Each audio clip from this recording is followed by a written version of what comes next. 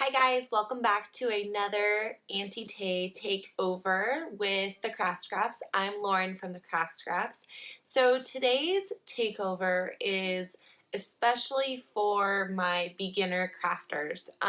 When I started crafting, ironically, I learned a lot from Auntie Tay, which I know I've mentioned before, but you know, when you first buy your Cricut, it's so overwhelming and you know, I wanted to put something together that would kind of give you some tips and tricks of what I would have loved to know when I first got started.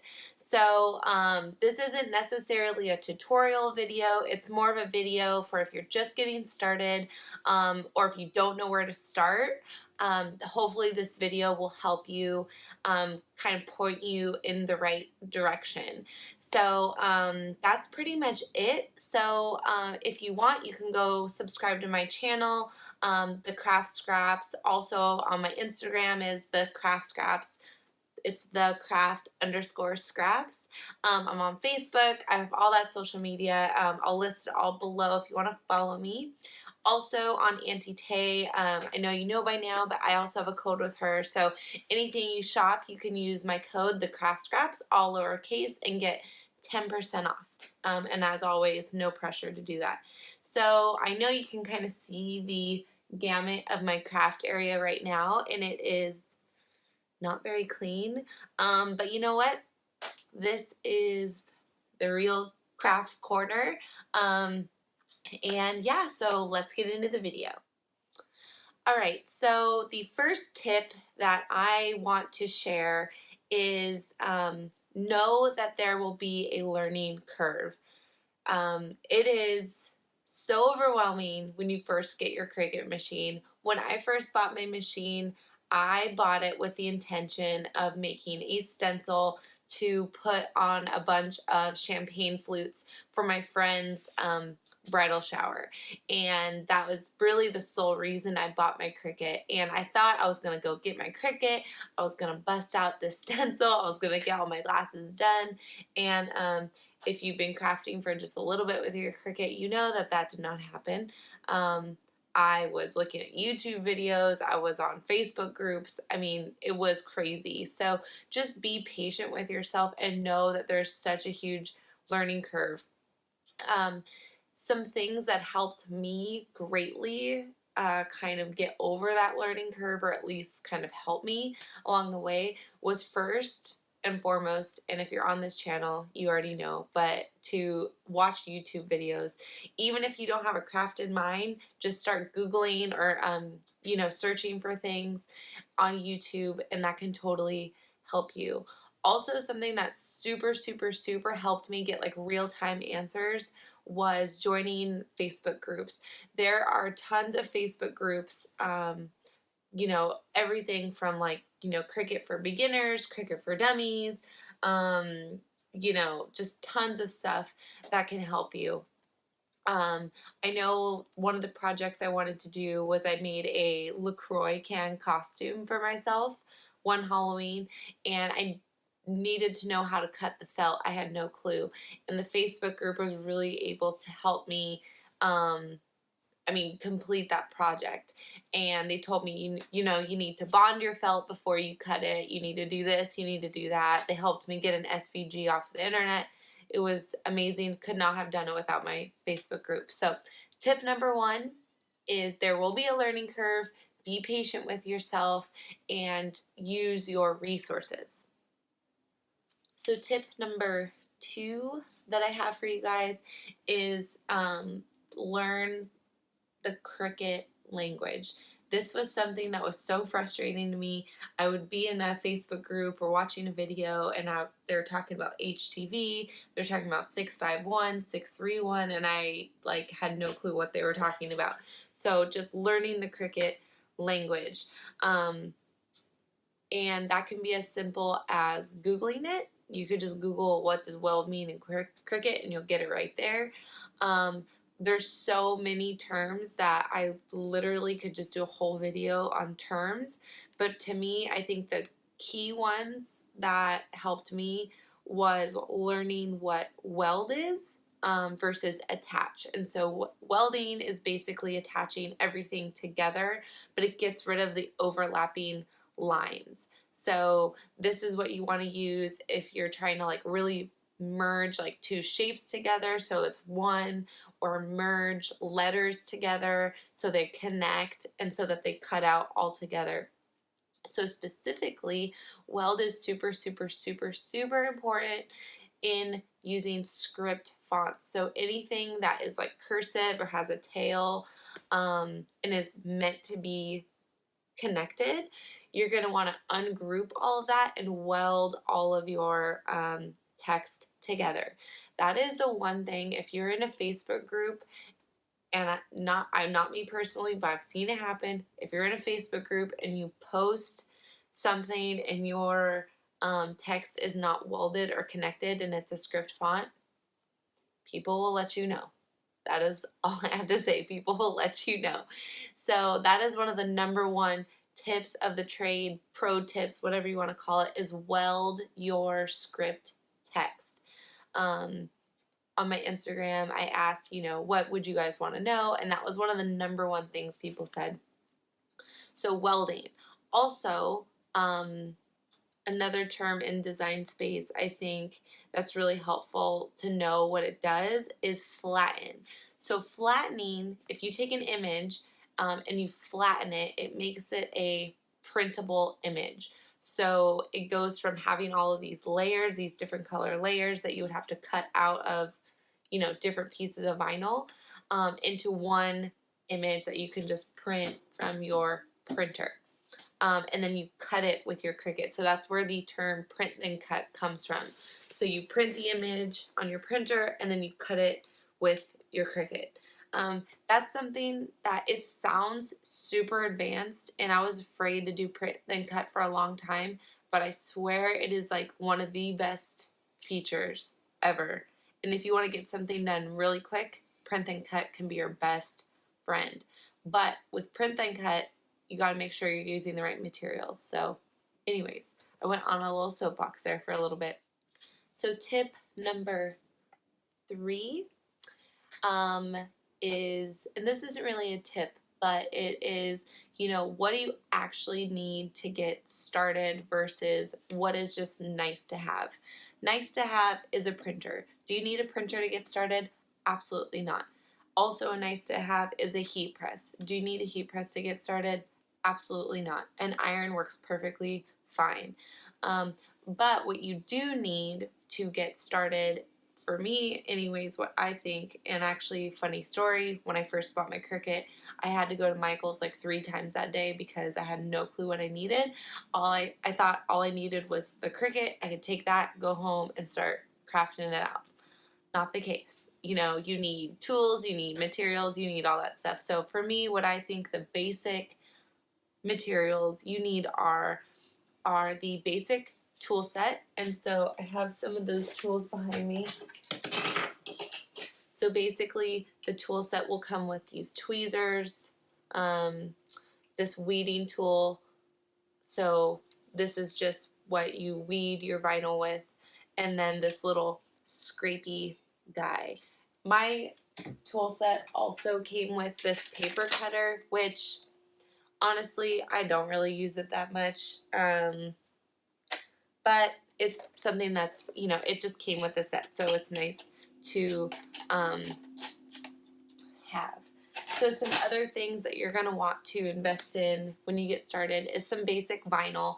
You can get, they have I think Oracle has a starter pack on Amazon that is linked on my store. Auntie Tay has tons of variety packs if you just want to kind of experiment with different colors, different textures, things like that.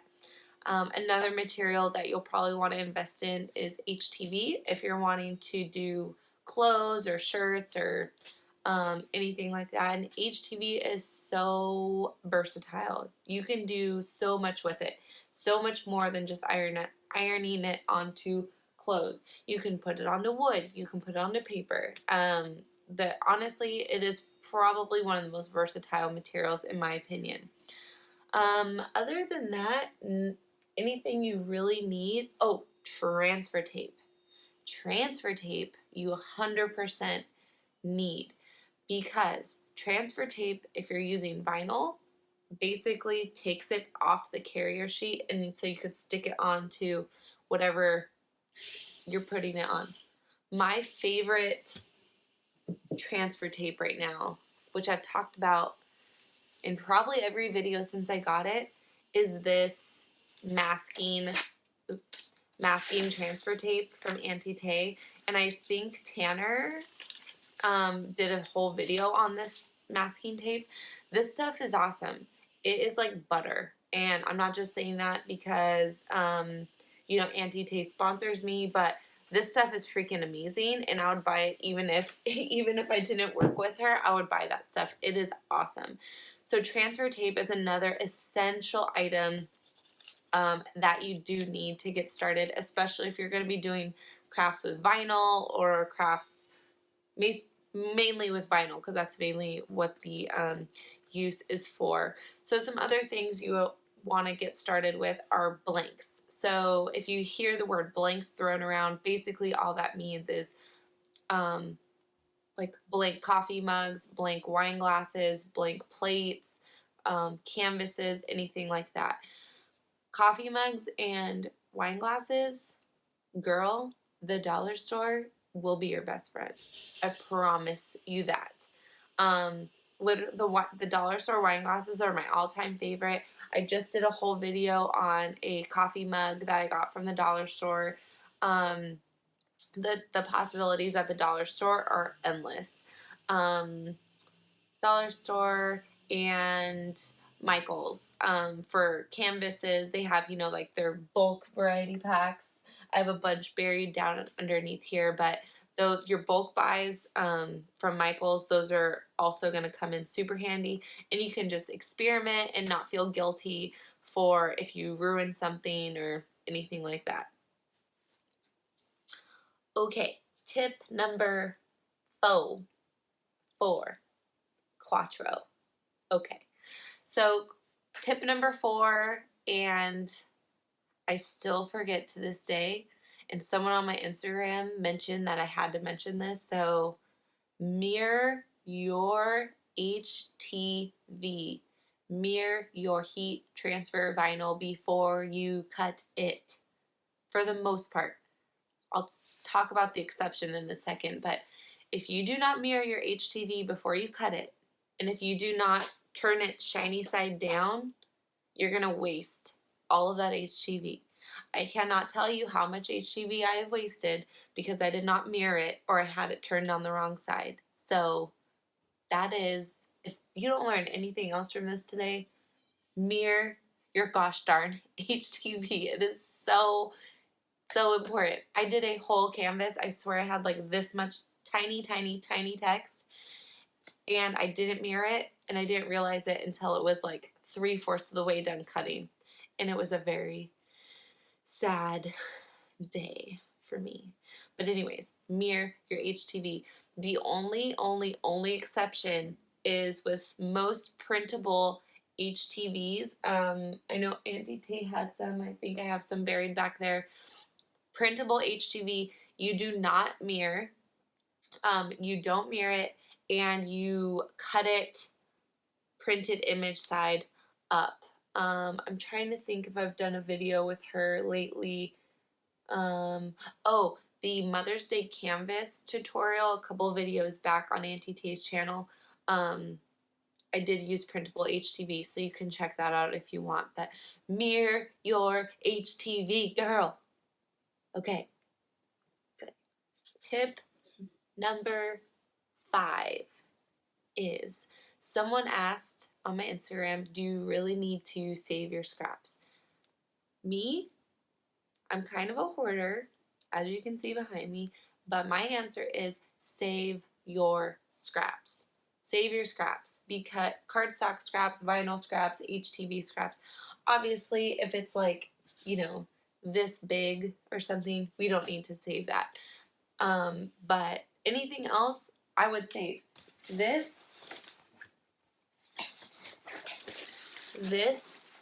are my scraps. How sad is that? But these are my scraps. I have HTV and this is HTV. I have vinyl, stencil, glitter HTV. I have so many scraps in here, and the reason why I say to save it is because you never know when you're gonna need, you know, a tiny little piece of green glitter, and instead of, you know, undoing a whole roll, all you need is this little piece. Same with cardstock. All my cardstock scraps are over there, and they're just they're not very pretty to look at, but save your scraps because you never know. And especially if you have the space, which, I mean, I don't really, but save them. What's the harm in saving them? You know, I've done a whole project just off of little tiny scraps that I've had laying around, and I know a lot of other people have too. So yes, save your scraps. All right, and I think one of my last tips, so I think I'm on tip 6, is to invest in storage equipment, storage, you know, boxes, bins, whatever. Obviously, my stuff is not stored the best. If you've watched my craft room tour, you know that this is my craft room, and it is literally a corner in our bedroom. My bedroom is over here. This is my craft corner.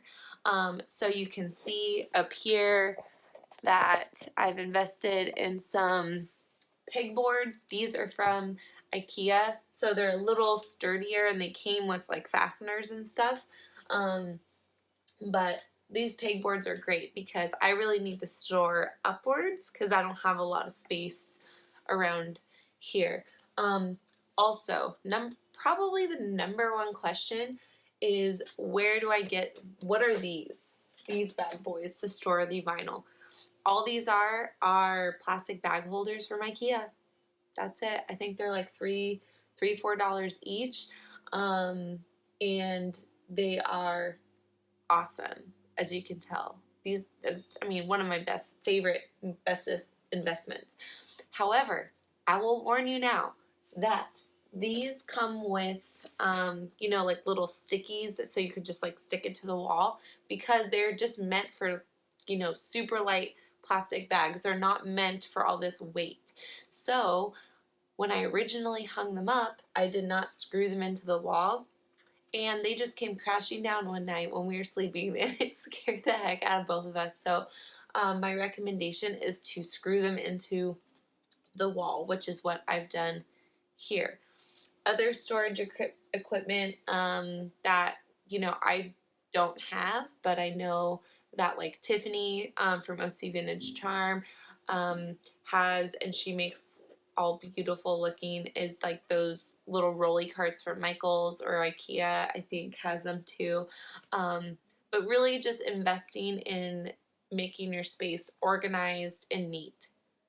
I am do as I say, not as I do, because I know this is not very pretty to look at, but you know, just invest in your space, because for me, if my corner is clean and organized and I know where things are, not right now, but if I know where things are, I'm more likely to want to come in here and craft. When it is a gigantic mess, like it is right now, I'm less likely to, you know, I less want to come in here and craft because it is like so claustrophobic. So usually like every couple of months I'll take a couple hours and I'll really just dig into this, and I'll get rid of stuff that I don't use or don't need, and I'll get organized, and then that's where I get kind of like my creative juices flowing, if you will. All right, and so my 7th tip for you guys, and this is gonna sound very cliche, but you know what? Be kind to yourself. Crafting is meant to be a marathon, not a sprint, in my opinion. And I know it can get very stressful and very frustrating, especially if you're just starting and you've already promised somebody like, yeah, I'm going to make you these 25 champagne flutes using this machine that I've never used before. It can get very frustrating, but just be kind to yourself, be patient, use your resources. I know most of us on Auntie Tay that are working with her are always open to answering questions. I try to answer all of my DMs if I can. You know, if I have the answers. I don't have all the answers. I'm still learning. You know, epoxy cups, haven't even tried them yet. There's something, paper flowers, haven't tried them. There's a lot of stuff I haven't done yet, and so eventually I will get there. But, you know, just experiment. And, you know, another thing that my mom taught me or told me, because I was like, you know, spending all this money on materials, and she says, you know, that's the investment in learning, you know, because I was spending money on materials and then screwing them up and having to go buy more and invest more. But you know what? That's the cost of learning. And if you can just be patient, it will all be worth it in the end.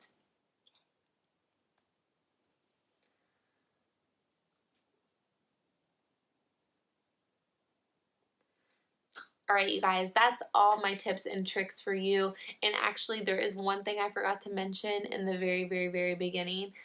Two things is one, do the practice project that comes with the Cricut. That is super helpful and it will really help you get to know your machine.